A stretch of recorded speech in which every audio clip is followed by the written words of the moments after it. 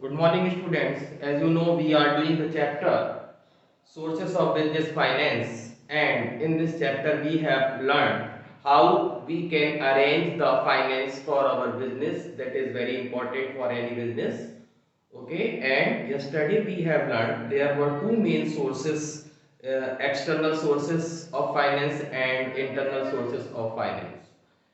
Now, apart from this, arranging finance from the international and external sources within the national boundaries, the business enterprise can raise funds internationally as well. So, we will discuss how a business entity, how a business enterprise can avail the international finance.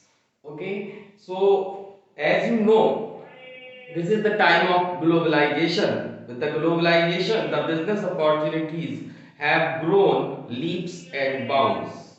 Most business enterprises not only have access to global customers and suppliers but also global capital market for raising funds. Various international sources of raising funds are include. The first one is commercial banks. As you know, the commercial banks are an important source of financing of non-trade international operations. Banks provide loans to the business organizations, and business organizations can take the loans from the banks. They provide foreign currency loans also and global business related service depending on the needs of business enterprises. The bank services and types of loan vary from country to country. We should understand the commercial banks play very important role to development for the development of the business. They provide different type of loans. Some loans are home loans, car loans, home loans, different types of loans. In the same way, business, if the business want to be flourished, they should take the loan from the banks. And if the business enterprise is on the foreign countries, we can take the loans from India to foreign countries. On the other hand, if we want to take loan in any other country's currency, banks also provide that type of loan. Okay, there are some banks. We can take the examples of those banks: Standard Chartered Bank, Citigroup Bank of America, etc. These types of banks give the loans in foreign currency also. Now we will understand the second point is international agencies and development banks.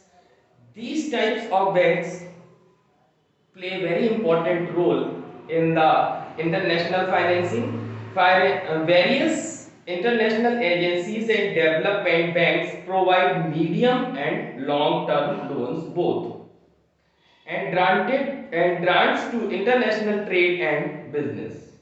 These agencies and banks are established by government of developed countries to fund the project as regional, national, international level. Students, we should understand what is the importance of these international agencies and development banks. As you know, there are some countries which are not developed, they are developing, and in the world there are some countries which are developed. So some developed company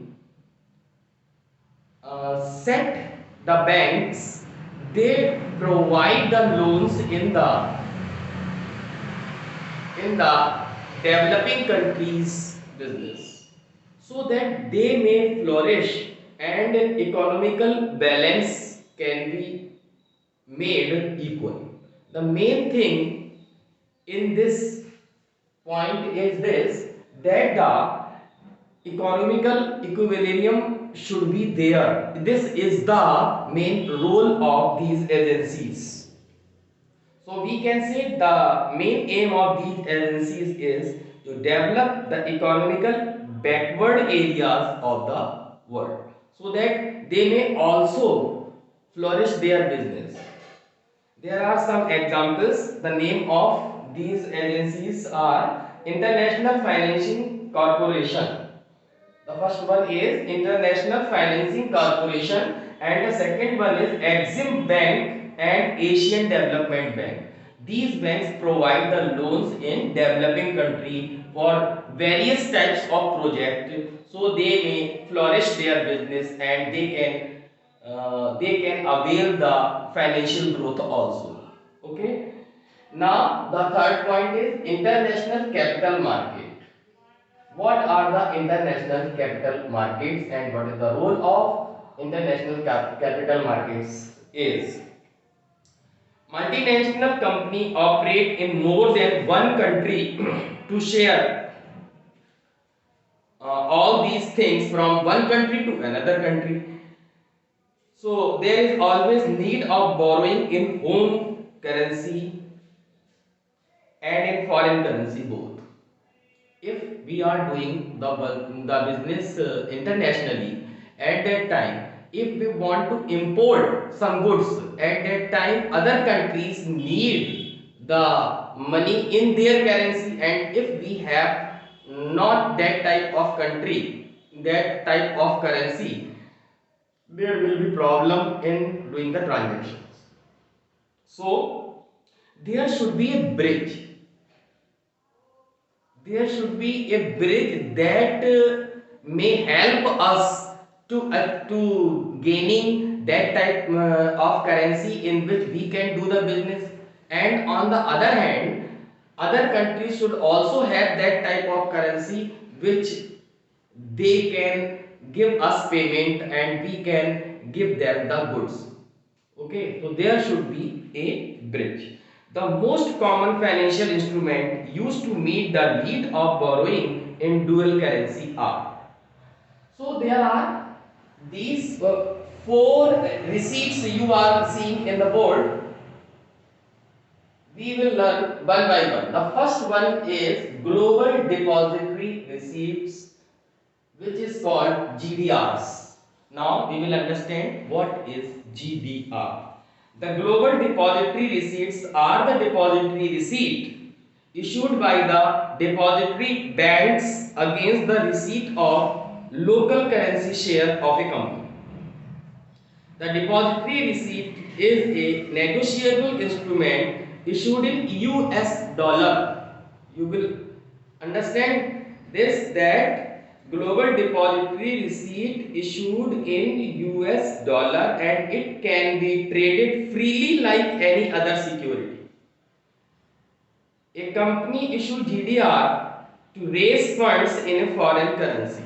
If a company issue GDR, at that time they can get the currency from any country. It is listed and traded on a foreign stock exchange. It is very necessary that company should be listed in foreign exchange, foreign stock exchange. GDR represent a specific number of shares and a holder of GDR can convert GDR into share at any time. If that company issue GDR, the shareholder can convert any time GDR into share. The GDR enjoys depends and capital appreciation but do not carry any voting right. This is very important that they can convert into the share, but they at that time those shareholder don't have the voting right. Okay. What are the companies? Which are the companies that are working in India? Infosys, Reliance, Wipro, and ICICI have raised money through issue of GDR. UTI Bank and Saturation Bank has also raised funds from GDRs. Now we will understand what is American Depository Receipt, which is ADR. As it is clear by its name, ADR means the American Depository Receipts are issued by non-US company to an American citizen. You should understand the difference between global depository receipts and American depository receipts. Any company when issue global depository receipt, they can convert their GDR into shares, but they don't have the voting right, and they can get the currency but in US dollar only. And what is the meaning by American depository receipts? American depository receipt is issued by a non-US company but to an American citizen. ADR listed and traded on USA stock exchange only. And while you have seen that GDR, you have learnt about the GDR. GDR is traded or listed in foreign stock exchange.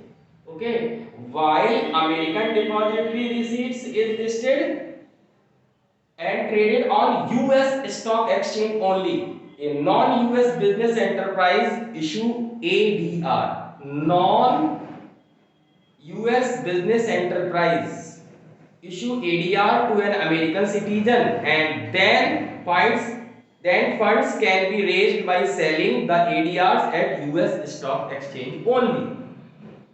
And now we will see the third point, Indian depository receipts.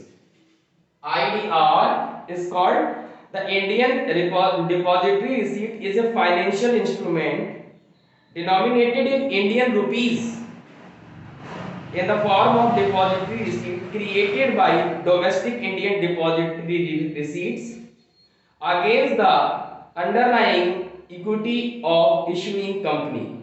It enables the foreign companies to raise funds from the Indian security market. Means it is only listed and traded in Indian stock exchange market only, which is called SEBI. The custodian of security is registered with Security and Exchange Board of India, which is SEBI.